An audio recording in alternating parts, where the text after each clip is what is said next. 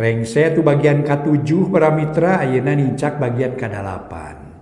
Mang Jaya ngaturkeun nuhun mugi-mugi dongeng-dongeng di Mang Jaya Official tiasa katampi kalian kabingahan.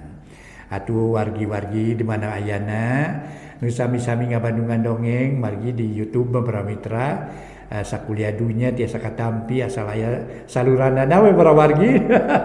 Saluranana aya mah insyaallah para wargi tiasa cenah ngadangukeun di mana wae oge. Bari sakantenan ngabandungan para mitra, bari sakantenan oyong menak sareng Mang Jaya. Alhamdulillah para mitra ayeuna Mang Jaya nepangan mitra kitunya di channel YouTube Mang Jaya Official ieu. Hatur nuhun oge para wargi seueur naroskeun. Alhamdulillah sasi Agustus teh ya para wargi tahun 2020 genep sasi Agustus Mang Jaya nincak 20 nincak mana 20 yang 20 tahunku 80 para mitra 80 hiji gitu nya para wargi nih 80 hiji itu aduh mangga atuh para wargi jangakeun bae lah. Alhamdulillah nincak 80 hiji janten naik ke 82 ya. Naik hambalan teh taraje nincak hambalan 82. Alhamdulillah para mitra masih tiasa nepangan mitra di channel YouTube ieu. Mangga nyangakeun Suryati di Arapati karangan Kiliksa dina bagian ke-8 wilujeng ngadangukeun.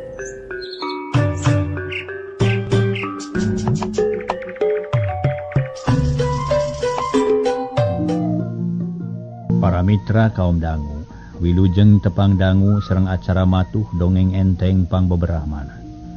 Mang Jaya sapara kanca bade neraskeun hanca dongeng nu katunda carios nyambung judulna Suryati di Arapati. Ayeuna nincak bagian ke-8. Ieu dongeng karangan Kiliksa mangga para mitra wilujeng ngadangukeun.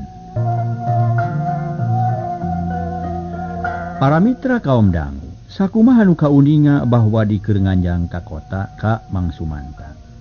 Samali harita keur nyawalakeun tina urusan nikahna antawis Neng Suryati sareng Pendi. Mangga atuh salajengna harita Sumanta tuluy nyarita deui. Nuhun pisan bah katampi, nuhun ari kitu mah. Taina kumaha maksud abah teh atuh? Sumanta beuki daria ngomongna. Lain kumaha. Pugu abah marek nanyakeun, nah kumaha Jang Pendi geus dibejaan ngeunaan Suryati atawa ajan. Jeung deui kumaha putusanna nadaekeun atawa moal? Ceuk Bahwadi nanyakeun satarabasna dahayang jelas. Oh kitu. Kaharti atuh ari kitu mah bah. Ieu eta teh wa. Ari anak kuring mah moal hese diaturna moal nyusahkeun ka kolot. Harita ge basa dibejaan kitu teh ujug-ujug atoheun we malah mah geus sababaraha kali nyarita. Yen hayang nepungan ka ditu ngan can aya waktu anu kabeneran. Can waktu nu alus, can aya waktu nu alus, can aya mangsa nu laluasa. Riweuh ku pagawean. Tah ayeuna abah ka dieu urang lawungkeun we ke Jang Pendi. Sanggan ku abah kadangu kumaha si ke Pendi nu sanyana tah kitu bah. Cek Sumanta bari pepeta mere harepan hade ka Bahwadi. Alhamdulillah nuhun atuh manda. Nuhun pisan ari kitu mah abah percaya ka manda yen sagalupana bakal beres. Taina urang sakalian we badamikeun narek kumaha nepungkeunana. Rek memeh kawin atawa engke mun rek di lapalan. Jeung deui kumaha kira-kira narek iraha ngalaksanakeunana. Da ieu nu penting teh cing kumaha beresna. Kieu bah. Ai pikeun urusan eta mah urang badamikeun langsung jeung pun anak. Mun pun anak geus puguh pamadeganana, urusan waktu mah gampang. Sabab boro-boro tahun hareup atawa bulan hareup. Sanajan isuk page toge kuring mah geus sayagi tak kitu. Jawab Sumanta tanes. Lantaran geus kungsi badami jeung pamajikanana yen ngawinkeun terek-terek. Oh nya syukur atuh ari kitu mah. Abah ge geus sayagi atuh kari nanya barudak we, nah hayang buru-buru kawin atawa rek menta tempo. Ngan ayeuna abah teh moal lila. Sabab teu bisa ninggalkeun imah melang ka lauk jeung hayam bisi ngaleungitan. Jadi ku kitu ku kieu hayang tere beres abah teh. Mun geus beres rek terus balik. Harna enga-enga lanting atuh ulam we atuh bah di dieu. Sumanta curingha sabab semahna moal ngarenong. Melang kanu di lemur pokona mah bisi aya naon-naon. Ayeuna mah usahakeun we hayang tepung jeung Jang Pendi kumaha carana. Nah bisa mu disusulan ka pagaweanana? Bisa abah ke atuh. Urang rek nyusulan heula Pendi. Kuring nyusulan dina peke sing jongjon heula ngaleut. Ulah asa-asa da ngahaja disayagikeun. Cek Sumanta bari tuluy asup ka kamarna. Maksud marek ganti pakaian ari Sumira. Kapawon heula rek nyadiakeun deungeun sangu keur nyuguhan Sema. Atuh Bahwadi jeung Busaha mah jongjon duaan yang hareupan susuguh komo geus Sumanta init mah Bahwadi bebas luak lieu. Mitenan kaayaan di imah sobatna nu tetela leuwih punjul lebatan imahna. Kawan tu aya di kota diwuwuh ku budak. Sumanta anu awewe nu pinter ngatur di jeroan imah. Bari ngopi pok Bahwadi nyarita. Ibuna jigana moal gagal tujuan urang je. Coba we likat. Kaayaan imah sakieu resikna pika betaheun jeung bereres. Ieu hiji tanah yen kahirupan ki sobat teh geus merenah. Geus tepi kana tujuanna. Hirup senang tumanina, anak dua kaurus kabeh. Sabab waragana cukup. Tah kulantaran kitu moal nyalahan. Milih Jang Peni, tangtu mantak sugema kana hate. Kitu pokna bangun anu gede harepan. Mun kitu bah. Pokona mah tapi kade ulah kaceot teuing ku kaayaan bumi, sabab anu jadi ukuran teh lain ieu, tapi pribadi Jang Peni. Cek Busaha mah ngaharewos teu wani tarik da sieun kadengieun ku pribumi. Moal gagal pokona mah. Moal nyalahan pokona mah. Sabab ti luhurna alus ka handapna ge moal nguciwakeun, Bandungan we engke pokona mah kieu. Bahwadi ngacungkeun jempolna bari dengdek. Muji ka Peni nu can kanyahoan bule hideungna karek ceuk bejana wungkul.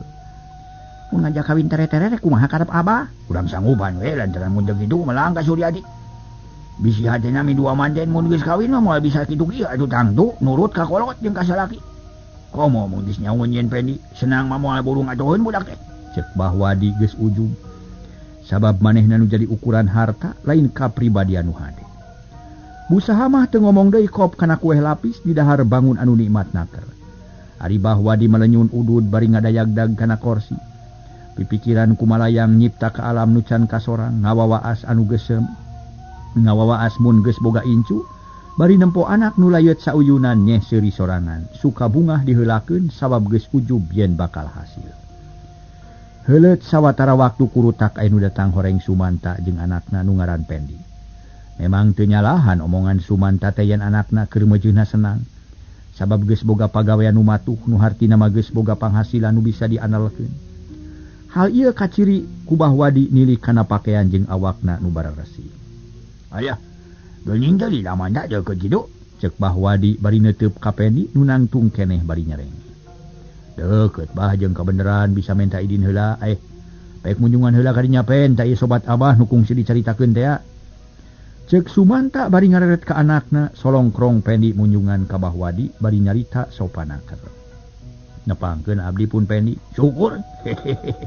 Syukur atuh Ujang abah teh bunga papanggih jeung hidup teh. Meni sampulur kasep jeung gini nuhun Ujang nuhun. Cek Bahwadi bari teu boleh nitenan kaayaan Pendi. Ku ibu tadi arep-arep nganyang ka kampung tapi teu aya wae geuning. Cek Busaha mah bari seuri pok Pendi nemalan. Laras ibu oge bapa abdi teh kantos nyangem kapun bapa yen horong hoyong amengan ka randu cagak. Nanging rarepot wae teh can aya waktos anu laluasa kalah kapayunan ku bapa ka dieu nya sareng ibu. Nuhun atuh. Heuh, keun wae Ujang. Dangke ge moal burung aya waktu anu alus aya mangsa nu utama ayeuna mah kieu Ujang. Abah teh ngahaja ka dieu teh ka hiji hayang tepung jeung Ujang atuh kaduana hayang geura pugu jujutanana. Ngara ibu abah teh teu kagok ngarep-ngarepna kitu da Ujang. Mun ka hartos Bapak. Nuhun atuh ai kitu mah Pak. Nah tos tuang tamu teh Pak. Pendi ngareret ka bapana nu keur melenyun udud. Can tadi mah karek eta we jajabur. Jung atuh tepungan ibuna. Da geus masak atawa acan jeung deui ka dieu heula kitu urang badami. Mangapa? Leos Pendi ka dapur nepungan indungna, teu kungsi lila geus balik deui bari pok nyarita. Nuju pameng sunana Pak, mangawel jengkeun. Nya gua ari kitu mah urang ngawitan ayeuna ya bah ye. Sumanta mareuman heula rokok hayang laluasa ngobrol mareuman. Meureun bae. Da nya sok atuh bajami sakalian ah. Ieu Pendi, abah teh ngahaja datang ka dieu. Hayang meunang kapastian ti hidup ngeunaan anu dicaritakeun ti heula teh. Cik ayeuna jawab nanyaan geus buleud hate. Rek hirup pabarengan jeung Nyi Suryati. Mun nyaan pek wakca ku sorangan ka abah ngara tereh puguh. Cek Sumanta bari neuteub ka anakna. Puguh Rependi rada rampang reumpeng kagok ari ditanya hareupeun pimitohaeun mah. tapi kulantaran kagok ngariung akhirna mapok ngajawab. Upami dipercantan mah leres pisan abdi teh hoyong laki rabi. Da asana teh umur tos cekap pangala tos gaduh alit-alit wae mah. Nanging kawit mah asa-asa margi teu acan kenal sareng jenisna. Oh. Jadi maksud ujang deh mulai terang heula jenisna jawab bade langsung ngajadikeun kitu. Cek Bahwadi geus teu sabar. Mun kawitna mah hoyong tepang heula nanging datos nguping ti bapun bapa yen. Suryati kitu janten ayeuna mah nyangakeun ka bapa sareng ka ibu na wade kumaha. Oh, jadi Pendi teh rek ngagugu kana omongan bapanya. Cek Sumanta marah mai sabab anakna nurut kana papatah manehna. Leres panyangakeun we sejang iringan. Syukur ari kitu. Bapa teh asa bucat bisu jeung bunga di sabab sagala rupana langsar. Taina mangga nyangakeun ka Abah nah hapalai kumaha. Sumanta neuteup ka Bahwadi. Kieu Mang Sumanta. Kitu deui kajang Pendinya. Abah teh lain ngorobokan atawa teu sabaran, tapi Abah teh melang bising Suryati kagua tadi ku lalaki sajet. Jadi kayang Abah mah ulah dilila-lila, urang labungkeun we di balai nyungcung da geus eueuh daguaneun, lamun sadayana sapu. Urang ngitung waktu narik ira kitu tah. Da kitu Mang Manda. Iya kuring mah nya ngiringan we. Hayu kitu ge satuju. Ceuk Sumanta tandas nyebutkeun satuju. Nyamun satuju mah ira waktuna nu alus bae katu pilih-pilih. Abah marek nurutkeun kumaha di dieu. Da Abah mah ira ge sayagi. Kulang Sumanta jeung Pendi mikir. Milih-milih waktu nu alus anu sakira matak lurus kana pamaksudan. Keur kitu torojo sumirah gek diuk dina kursi gigireun anakna. Kumaha ieu teh apana? Nya keur milih waktu na iraha kira-kirana nu hade keur ngawinkeun deh. Na mending bulan ieu atawa rek bulan hareup. Ayeuna bulan naon? Bulan Hapit, tapi tareh parem. Masa bulan hareup kira-kira tengah bulan? Cek Sumirah satujueun pisan lamun ngawinkeun tereh-tereh. Oh, jadi 3 minggu deui meureun nya. Nya 3 minggu deui. Tah kitu ning Abah kahayang kuring mah engke we bulan hareup kira-kira tengah bulan Rayagung. Sumanta ngareret ka Bahwadi. Satuju Abah. Tapi nangtukeun tanggalna mah sakalian we na tanggal sabaraha jeung poe naon. Sok hitung ka dieu sing abdi. Sumanta ngahuleng deui tapi teu lila kituna teh. Tanggal 14 bah jeung 15 ningang kana poe Rebo jeung Kemis. Sae bah supados repok jeung manis kitu. Syukur atuh. Satuju Abah keun rek dicatet. Bahwadi ngabijilkeun notes stret nuliskeun waktuna kawin. Atuh geus kitu mah sarerea lugina hate komo Pendi mah mani asa rek dijieun raja. Sabab cita-citana tereh laksana dina kongkolak matana geus ngalangkang beungeut Suryati nu ceuk bapana memang geulis jeung manis. Mun alhamdulillah geuning rengse ayeuna mah dupi salajengna kumaha atuh Abah? Na teu aya nu perjogi dibadantenkeun deui? Ceuk Busaha mah neuteup ka salakina. Eueuh. Sakitu we niat urang mah kajaba lamun Sumanta aya maksud. Eta mah paretkeun ayeuna badami sakalian. Teu aya bah sakitu cekap lah pokona mah. Pamatos caket kana waktosna mah ti dieu bakal aya utusan ka ditu, tak kitu we bah. Ceuk Sumanta nyarita tandas jeung Daria. Nya ari kitu mah beres we. Sakieu badami teh meureun rengse nepi ka dieu. Muhun bah beres sakieu aya. Teu can taruang nya kumaha eta di dapur teh geus beres ibuna. Kita mutuangkeun heula. Sumanta ngareret ka bojona nu direret gancang cengkat bari nyarita. Tato sayagi sanggup mamangga atuh urang ngariung sakantenan supados raos nanging da teu aya rencangna. Ah ulah ngarepotkeun deui da Abah mah. Teu hayang dihormat-hormat pokona mah asal beres urusan barudak we kitu. Teu Abah teu ngarepotkeun mangga atuh urang sareng. Atuh geus kitu mah tuluy parinah kana meja makan berak dalahar balake cerakan. Ngariung jeung sobat heubeul ayeuna ditamah ku Pendi calon minantuna. Sareng sena dalahar Bahwadi jeung pribumi ngobrol deui sagala dicaritakeun maklum geus lila taranya baka kota. Atuh loba nu pangling sarta loba nu perlu ditanyakeun. Akhirna poe eta keneh Bahwadi amitan terus barali ka lemur. Bari mawa oleh-oleh keur guareun Suryati. Pendi ngahaja nyadiakeun malah mah ngahaja misahkeun keur Suryati. Caturkeun heula Suryati sabada ditinggalkeun ku kolotna manehna lugina hatena. Sabab bisa laluasa kaluar ti imah. Kalayan teu panjang mikir deui poe eta keneh ngahaja nepungan ka Imah Parman. Kabeneran harita indung menapar bapana Parman keur aya. Da teu arinit kapagawean kitu deui Parman aya keur ngadaweung bari malenyun udun. Puguh kadatangan ku Suryati sarereke kaget sok sieun awak perkara nu pikiraneun. Aya naon nya? Tara-tara ti sasari. Ceuk Parman bari melong ka Suryati nu karek jol datang. Teh naon-naon Kang hoyong ameng we atuh meupeung ngalangkung ka dieu dan ame teh wangsul ti kebon. Ayeuna moal ngaganggu abdi ka dieu kitu? Teu ngaganggu sok atuh kalebet. Ceuk Parman terus maneh nangised nyarane kana Billy. Muhu nyai, mangga atuh linggih nyai. Bikarsi mah someah naker. Sabab asa kahutangan budi ku Suryati nu geus loba jasana ka manehna. Tapi hate leutikna hariwang bisi bapana ngambek ka Parman. Nuhun bi, Suryati atoheun gek diuk teu jauh jeung Parman. Kamana tuang Rama nyai teu angkat-angkatan? Mang Amid milu nanya kituna teh bari ngarobah diukna. Tina sila tutug kana sila ipis ngajemprak cara kuncen rek babakti.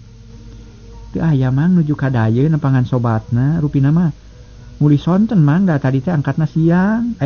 Kang Parman na teu angkat-angkatan dinten ieu. Geuning karumpul we di bumi.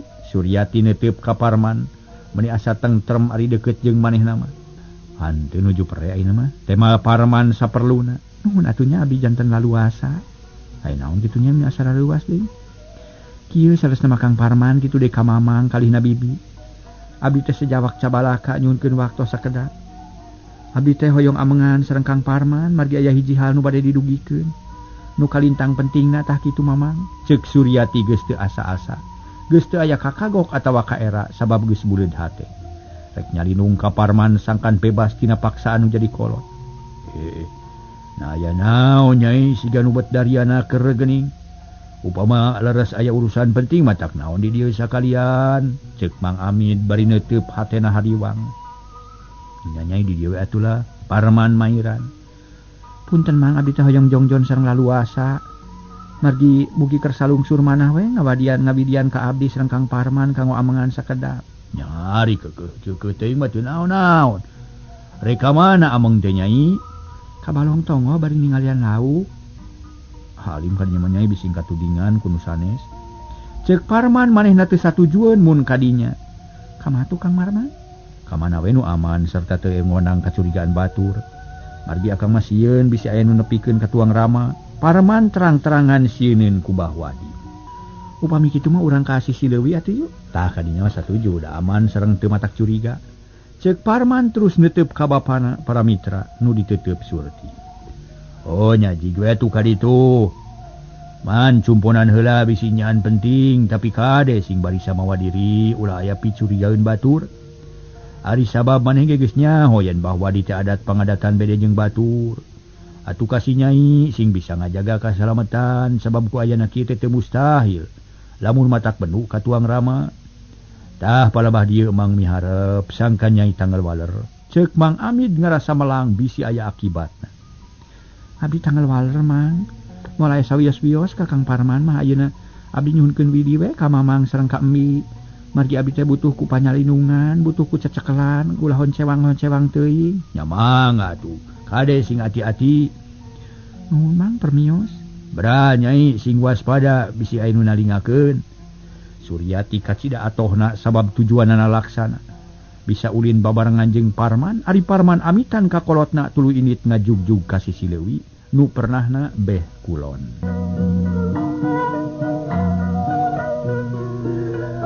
Nu laleumpang Paramitra diteuteub ku Mang Amid jeung ku Bikarsi mah dumadakan hate Mang Amid badi jadi ting sarebelak. Kawas rek mangih kareuwas kitu deui Bikarsi mah bet sahate jeung salakina. Atuh sanggeus Parman jauh teh pok Bikarsi mah nyarita. Ieu manehna kuring mah teu geunah hate palang siang bakal aya pikasadiheun sabab beda karasana. Nya eta kami ge kitu tapi kudu kumaha atunya. Tuturkeun atuh intip ti kajauhan bisi aya naon-naon nu tumiba. Ngan kade ulah kacirieun ku barudak bisi aya kager bisi kagareuwahkeun. Bikarsi mah beuki hariwang bisi anakna mangih katugeunah hate. Nya bener mending ditalingakeun sakalian tapi ari ni Suryati rek naon kira-kira nanya jiga nu dines deui. Biasana mah tarain wani belak-belakan budak ngora mah da sok eraan. Tapi Suryati mah henteu estuan teu jeung wanian. Hah. Nyaho teuing kuring mah teu bisa neguh, engke we tanyakeun ka jenisna da moal burung nyarita ka Parman.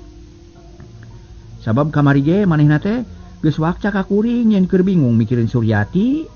Nah, make bingung sagala cenah. Heuh teu nyaho. Tanyakeun we engke ka jinisna.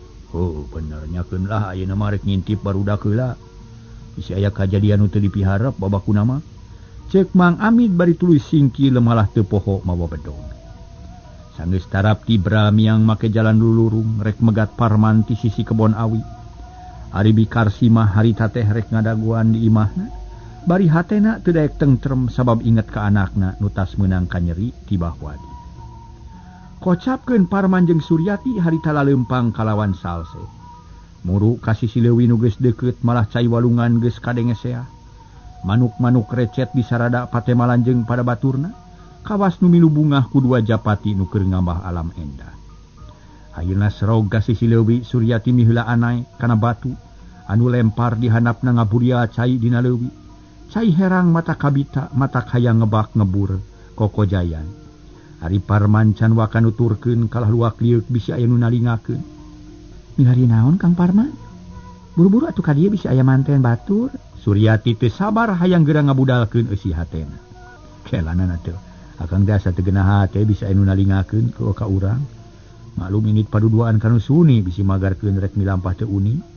Parman tetep luak lieu. Saur saha suni di dimana negla Kang? Nangang ti ditu ti dieu. Wah anu curiga paling-paling ge beunteur jeung keuyeub nu nalingakeun makang. Parman seuri leutik.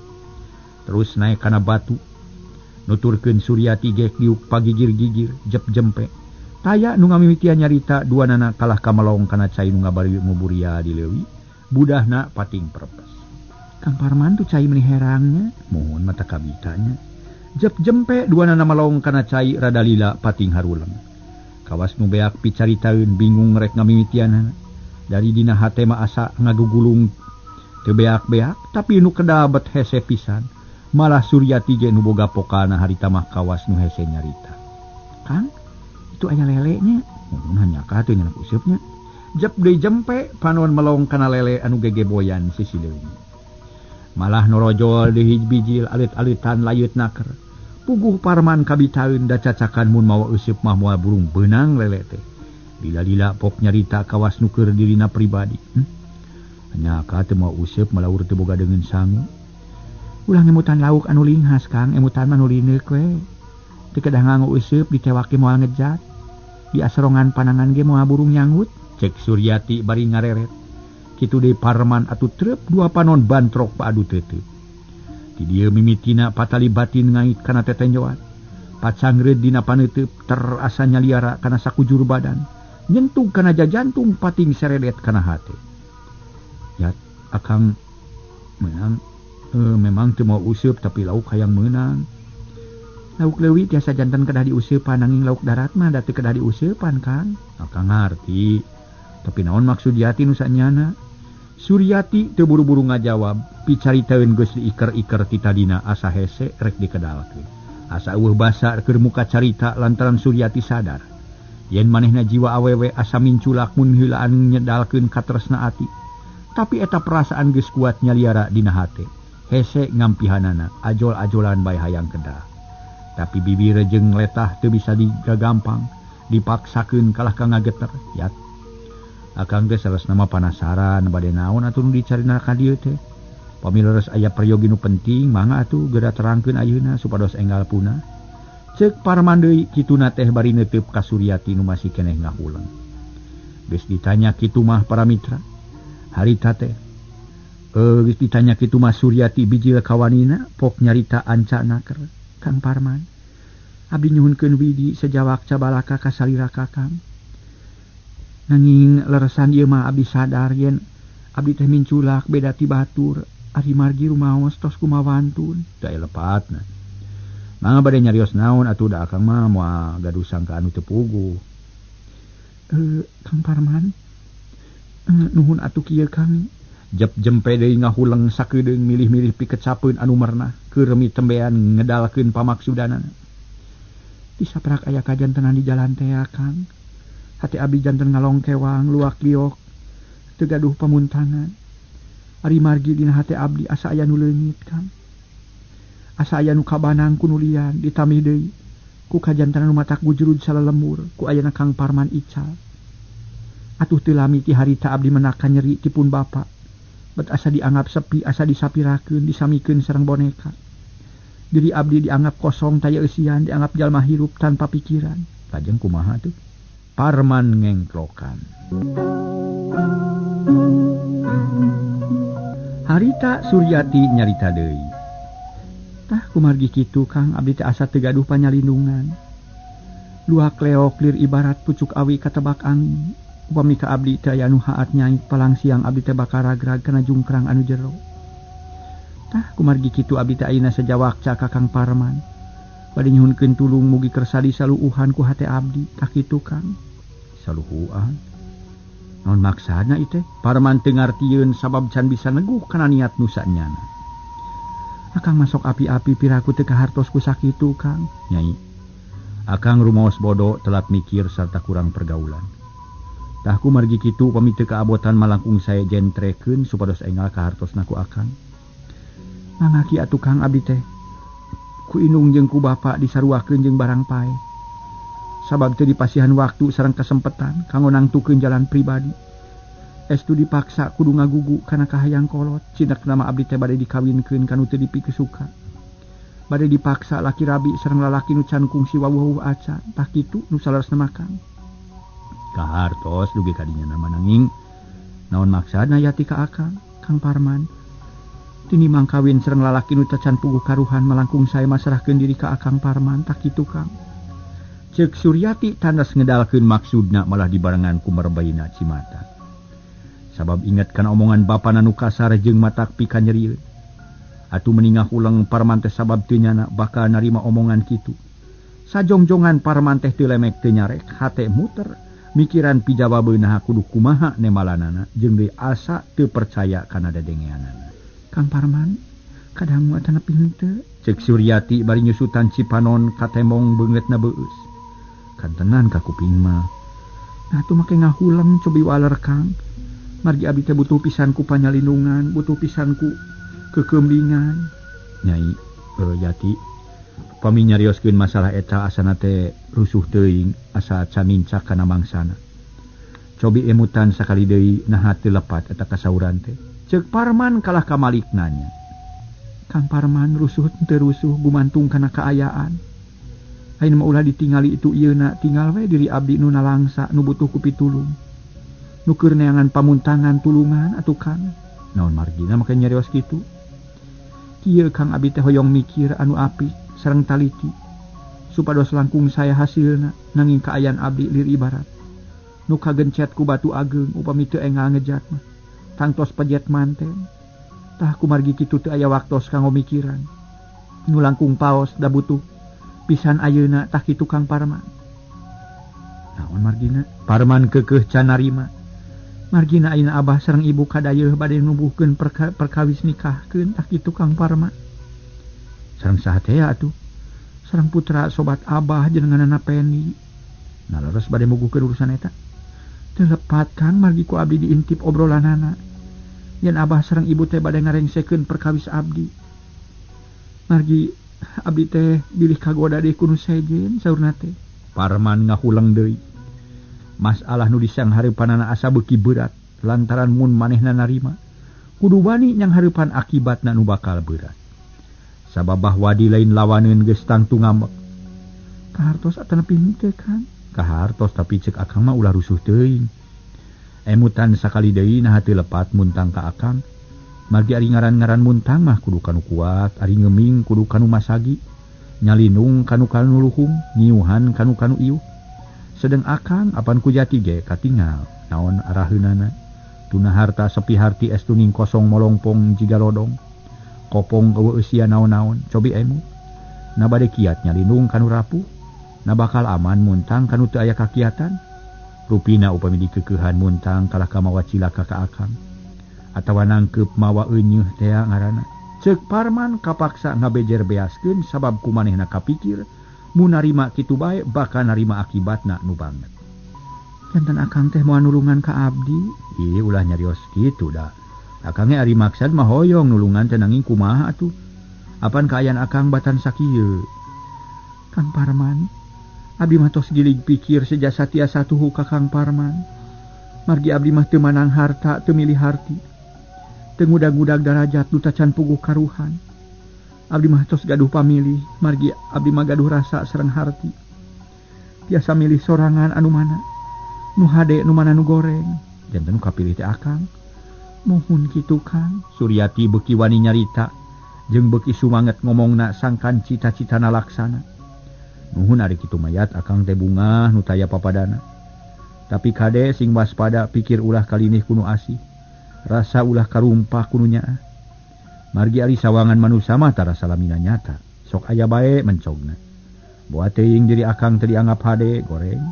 Boa teuing nu dianggap alus teh palsu. Tak ieu kudu dipikiran ku Yati teh. Sangkan teu mata kaduhung jagana. Parman siga nu tahanah rega lantaran teu wani nyang hareupan resikona. Puguh we ari hate leutikna mah bunga sabab geus dipika asih ku Suryati nu pada marebutkeun ku batur salembur. Suryati nyarita deui para wargi sadaya. Kang Parman tadi getos disebatkeun yen abdi teh geus gilig pikir. Sarta buleud patekadan margi tos dipikir dibulak-balik dibebeung diutahkeun. Geus ditimang-timang untung rugina pilihan abdi teu aya deui iwati salira Kang Parman. Datos karaos belana tos katingal kanyaahna tak kitu Kang. Nuhun nanging sing emut. Kaayaan akang sareng Yati teh jauh tanah ka langit ibarat beurang jeung peuting. Mali sadayana ge tos pada uninga saha nu da diri akang saha diri Nyai. Sahari Mang Amid sareng sahari Bahwadi. Ulah ngabenten-benten martabat Kang. Margi jalmi mah teu ditinggal hartana, teu ditinggal pangkatna. Ditinggal akhlak sareng takwana. Apan kitu saur ka para kiai oge. Tapi nah ari akang bet kagungan keneh emutan kitu. Ulah mangkang margi nu beunghar mah pun bapa. Sanes abdi, harta nu sakitu seueurna sanes milik abdi. Nanging kagungan Bahwadi sareng busaha mah ceuk Suryati teu eleh carita. Ari sabab bener-bener miharep ka Parman. Parman asa kasedekeun sabab omonganana ditemal bae ku Suryati.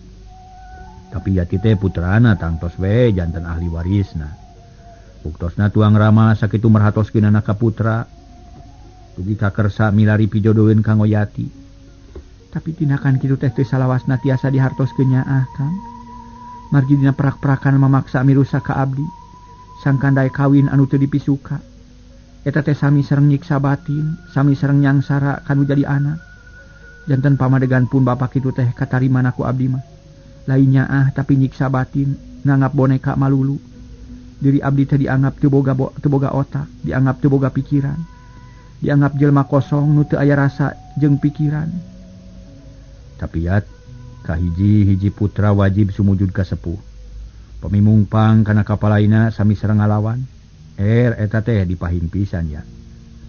Abdi ge terang kana urusan eta mananging naon hartosna. Sumujud aringan sakadar maksakeun, naon hartosna taat ka sepuh lamun awak sorangan ripuh. Jeung deui hati teu suka moal bisa dipaksa-paksa. Ceuk Suryati beuki tandas ngebrehkeun eusi hatena. Teu suka sote ayeuna buat teuing ke matos raos karaosna. Janten Kang Parman teh alim di puntangan tulung ku abdinya. Nya teu sawias-wias ari kitu mah abdi mah tos saep kapanasaran. Abdi mah jeung tibatan dae kawin ka Peni leuwih bade jadi tumal ieu leuwih. Ceuk Suryati bari nangtung rek luncat kana cai nu ngaburia dina leuwih. Atuh Suryati bari nangtung rek luncat teh para mitra. Puguh Parman ngajenghok teu sangka bakal aya kajadian kitu. Samemeh Suryati luncat Parman rikat ngajewang pigeulang leungeun. Tapi gagal Parman kabantingkeun akhirna leungit kasaimbanganana. Badana ngoleweng kujubar duanana ka leuwih.